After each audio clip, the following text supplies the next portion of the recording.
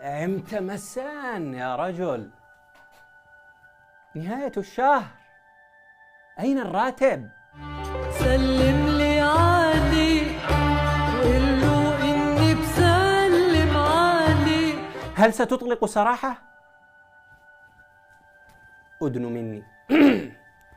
الحديث بيننا، نحن على الحديدة، ولا داعي لأن ينفضح أمرنا وتشمت بنا كل القبائل.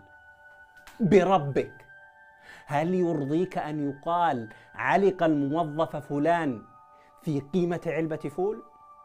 أو سندويتش فلافل مع كاتشبه ومينيوزه وجميع بهاراته؟